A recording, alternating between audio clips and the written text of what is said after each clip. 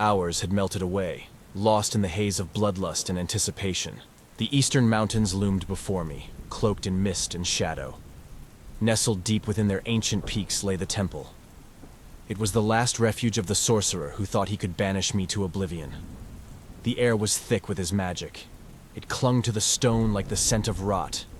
This place reeked of him, of the spells and wards he had woven.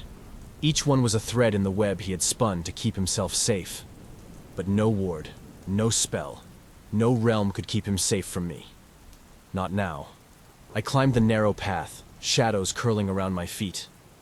The anticipation of what lay ahead coursed through me like bloodlust. The temple came into view. It was a dark, crumbling structure set against the barren rock. Symbols carved into the stone glowed faintly. They pulsed with the sorcerer's power. He had woven defenses into the very bones of this place, but I could feel his fear trembling beneath them. The first line of wards flared as I approached. They blazed blue in the dim light. They formed a shimmering wall, an attempt to keep creatures of the night at bay. I extended a hand, brushing my fingers against the energy. It burned, hissing against my skin. But I pushed through it, letting my power surge forward. The ward shattered with a crack like breaking bone. The silence that followed was thick. It was the quiet of something ancient awakening. Then I heard it, the rumble of stone as a creature emerged from the darkness. It was a golem, twice the height of a man. Its form was hewn from stone and bound with red veins of magic. Its eyes glowed with the sorcerer's mark, twisted and unnatural. It was animated to defend him. I moved toward it, savoring the thought of tearing through its defenses. Its feeble strength was nothing against my fury. It swung a massive arm, jagged stone knuckles cracking the air where my head had been a second before. I ducked beneath its swing, my claws sinking into the stone. I could feel the pulse of magic within. The golem shuddered, its stone cracking as I twisted. I ripped one of its arms free. It stumbled back, the red magic leaking from the wound like blood. With a final thrust, I drove my hand through its chest. I ripped out the core of its magic. The creature fell, its magic snuffed out as it crumbled to dust. The sorcerer's desperation was palpable now. His power was woven into every inch of this place. But I had shattered his first defense. I could feel his panic ripple through the air. He knew I was coming, and there was nothing he could do to stop it. I pressed forward, stepping over the rubble of the golem. I entered the temple itself. The air grew colder, thick with the residue of dark magic. Symbols glowed on the walls. Each one was a curse, a trap designed to catch and kill anyone foolish enough to trespass. But I was no mere intruder. I was his doom made flesh. His end was written in blood and shadow. The next trap lay in wait, a thin shimmer across the threshold of the hall. I could feel the power humming within it. It was a blood ward, designed to drain the life from anyone who dared cross. I reached out, letting my fingers hover over the trap. I felt the magic coil around me. Then I severed it with a flick of my hand. The ward collapsed in on itself with a faint hiss. As I stepped through, shadows pooled in the corners of the room. They twisted and coiled into forms, spectral guardians. Their eyes were hollow. Their mouths were twisted in silent screams. They rushed toward me, a mass of ghostly limbs and grasping claws. I let them come, watching as they closed in. Their forms flickered with the sorcerer's magic. At the last moment, I extended a hand, summoning my own power. Tendrils of darkness wove around me. They bound to the spirits. They shuddered, their forms disintegrating. The sorcerer's hold over them was broken. They dissolved into the ether. With each trap I dismantled, each guardian I crushed, I could feel his panic growing. His presence was a tremor that vibrated through the very walls. He was close. His essence threaded through every stone, every ward, every pathetic defense he had left. Each failed defense only fed my desire. Each broken barrier brought me closer to the moment I would have my hands around his throat. The hall opened into a vast chamber. It was the heart of the temple. Runes lined the walls, glowing faintly. They cast an eerie light across the room. At the far end, an altar stood. Beyond it, a set of stone doors, bound with chains and pulsing with magic. The last defense. I felt his fear trembling on the other side. He had cloaked himself in his magic. He hid behind layers of spells. But his terror seeped through, a bitter scent on the air. He knew what was coming. He knew that no chain, no spell, no plea could save him now. I placed my hand on the chains. They pulsed beneath my touch. I poured my power into them. I let my rage flare. The chains disintegrated beneath my grip. The doors swung open. The final barrier shattered. There, in the dim light, stood the sorcerer. His face was pale. His eyes were wide. His robes trembled around him. He clutched a talisman, his last, desperate hope. But I could see the futility in his gaze. He understood that his end had come. "You," he whispered, his voice trembling. "You should not be here. I banished you? Did you think you could cage me forever?" I asked, my voice low. Each word was laced with venom. "Did you think I would forget the price you made me pay?" He stumbled back. He clutched the talisman to his chest. He muttered an incantation, the words fumbling from his lips. They were weak, desperate. The air around him shimmered, but the magic faltered. His terror sapped his strength. I stepped forward. My shadow loomed over him. I reached out. My claws grazed his cheek, drawing a line of blood. "There is no banishment that can save you now." He stammered. He fell to his knees. The talisman slipped from his grasp. He raised his hands in a plea. "Please, mercy," I smiled. It was a cold, humorless smile. "Mercy? You showed me none. Now you will know what it means to be truly powerless." The sorcerer's face crumpled. His body trembled as he cowered before me, and I could feel it. The weight of his fear, his regret, his desperation. This was only the beginning. I had come for vengeance, and I would not leave until he had felt every ounce of the torment he had once forced upon me. The sorcerer knelt before me. His hands trembled as they clutched at the tattered remains of his robes. His face was pale, drenched in the sweat of sheer terror. His body shuddered with each breath. There was no strength left in him, no defiance, only fear. For a moment, I simply stood there. I let the silence sink into him. I savored the widening horror in his eyes. He realized just how completely I had broken through every defense he'd woven around himself. His sanctuary was nothing but rubble. His guardians lay as dust. His magic, once so potent, had failed him, and now there was no escape. "Valen," he gasped. His voice was choked and desperate. A faint shred of hope clung to his words. I know why you're here. I understand your anger, but you must know, it was never personal." I laughed. A dark, guttural sound echoed off the stone walls. It filled the chamber with the cold weight of my hatred. "Not personal?" I repeated, stepping closer. I watched as he shrank from my approach. "You tore me from my world. You thought you could cage me in a realm of darkness, bury me like a forgotten relic. And now, you dare to call it not personal." He flinched, his hands raised in a pitiful attempt to shield himself. "Please. I can make it right. I can give you power. Knowledge beyond any you've dreamed. Together we could..." With a swift movement, I struck. My hand wrapped around his throat, lifting him from the ground as he struggled. His feet kicked helplessly. "Power," I hissed. I watched the blood drain from his face as he clawed at my hand. "Do you think I need your power?" I tightened my grip, feeling the fragile bones in his neck strain beneath my fingers. His eyes bulged. His mouth opened in a silent scream. His hand scrabbled against my arm. I held him there, savoring the desperation that twisted his face, the absolute futility in his gaze. Then, slowly, I released him, letting him drop to the ground. He lay gasping, his hands clutching his bruised throat. "Mercy, Valen," he rasped, his voice broken. "Please. I am a man of knowledge. I can give you secrets. Truths that could elevate you beyond any ruler, any creature of the night." I knelt beside him, one hand gripping his jaw, forcing him to look me in the eye. "Secrets, you say? Then tell me," I whispered, my voice barely more than a breath. "Tell me something that could possibly make me forget what you did." His mouth opened and closed, his mind racing. He struggled to find some offer, some shred of information that would buy him another moment of life. There is a relic," he stammered. "A powerful artifact, hidden in the catacombs beneath the eastern desert. With it, You could rule the shadows themselves, control the realms beyond even this world. I silenced him with a slap. The crack of it rang through the chamber. Blood trickled from his mouth as he stared at me, his eyes filled with confusion and fear. "You think I want a relic?" I asked, my voice barely containing my contempt. "You think power's what drives me here?" His gaze dropped.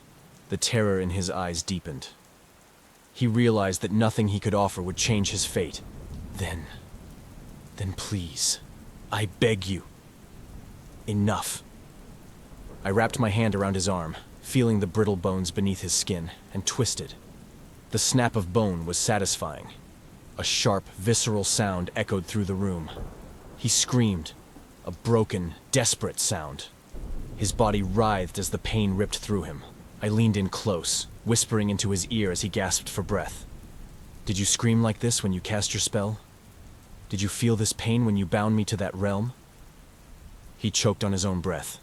His eyes were wide with horror as he shook his head, unable to speak. His mind drowned in agony. I twisted his other arm. I felt the bones give way, splintering under my grip.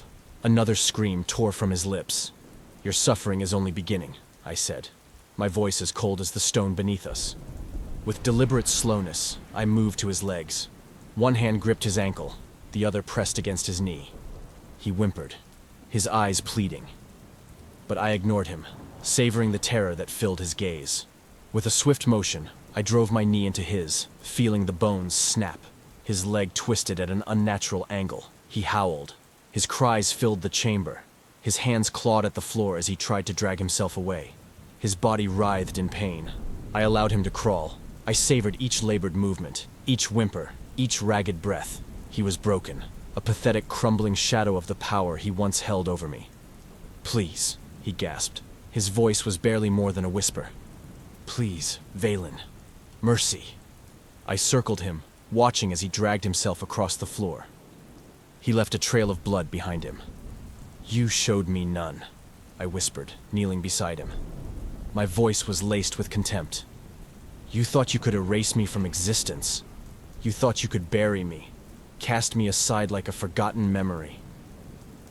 He shook his head, his eyes filled with desperation. I was wrong. I see that now. Please." I knelt, bringing my face close to his. I let him see the hatred in my eyes. The fury that had driven me across realms to this very moment. "Wrong," I whispered. "You are beyond redemption, beyond forgiveness, and now you are nothing but a shell of your former self, awaiting the inevitable."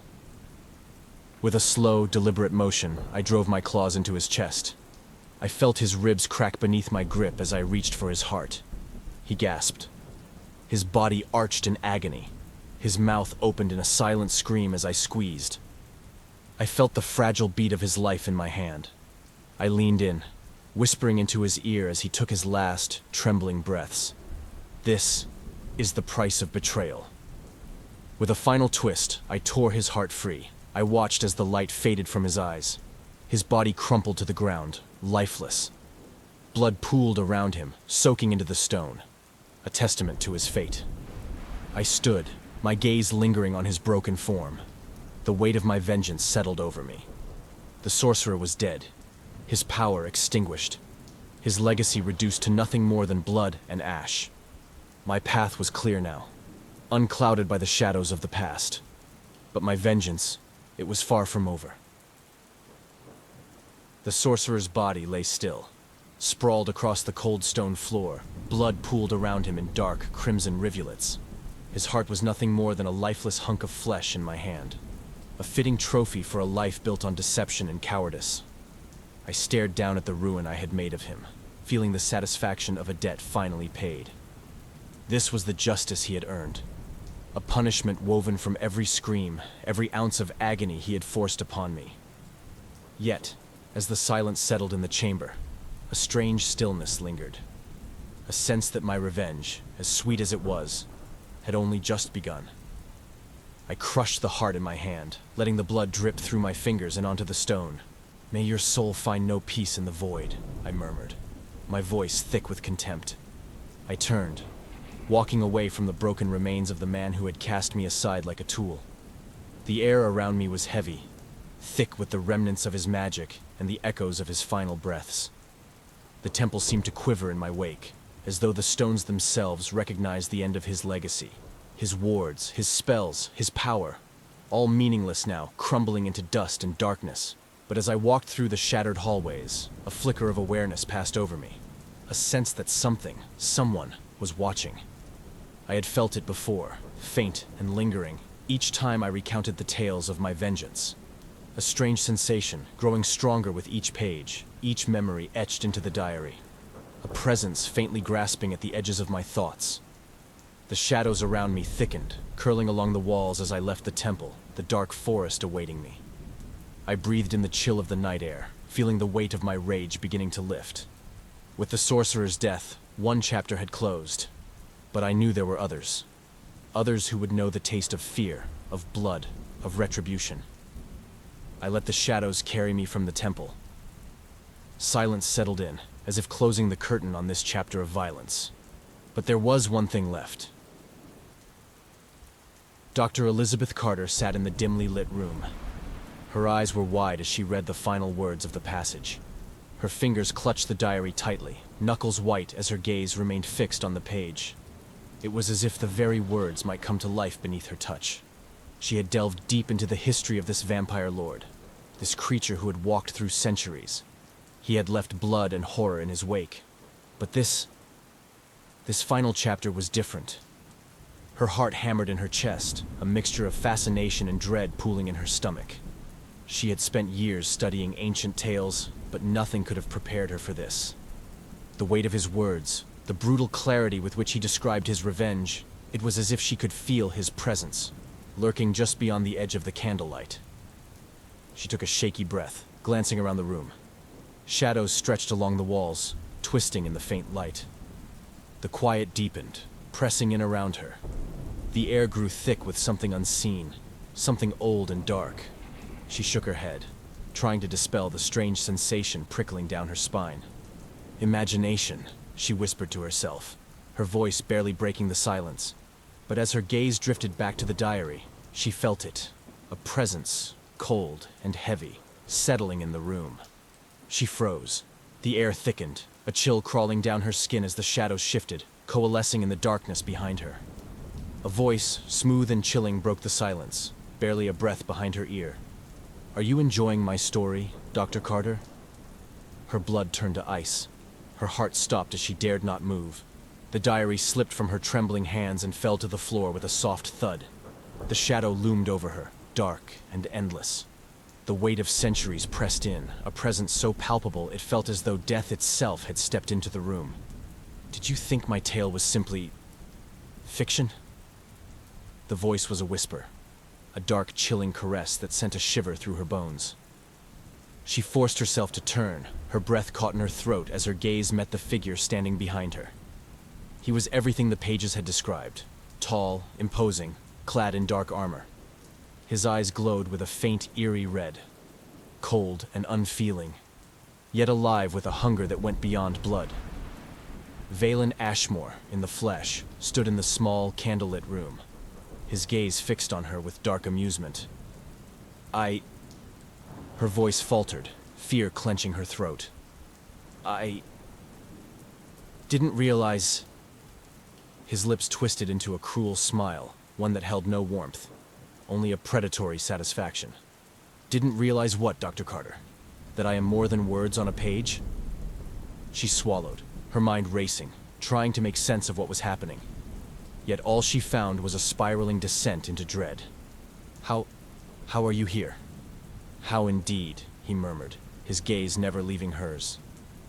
"Did you think you could read my story, delve into my memories, without consequence? You have witnessed my vengeance, my bloodlust. You know more than any mortal should." Her hand reached instinctively for the diary, as if it could protect her, as if the written words could somehow hold him at bay. But he took a slow step forward, his presence filling the room, blocking out any hope of escape. "Did you enjoy reading of my revenge?" he asked, his voice low, almost a purr. "Did you feel the thrill of it, Dr. Carter?" Did you savor each scream, each desperate plea, as much as I did? She shook her head, words failing her, the terror settling like a weight around her heart. No. I only wanted to understand. Understand? His smile faded, his expression turning cold, dark eyes narrowing as he studied her. There is nothing to understand but power, loyalty, and vengeance. And you, Dr. Carter, have trespassed into a realm that no mortal should enter. She felt the chill deepen, his gaze boring into her, as if he could see into her very soul. He was weighing her worth, deciding her fate. So tell me, Doctor. He leaned in, his breath cold against her cheek, his voice barely more than a whisper. Are you ready to become part of the story? Her breath caught, the world spinning as his words sank in. Her body froze in terror, unable to answer, unable to even breathe. The shadows swallowed them both,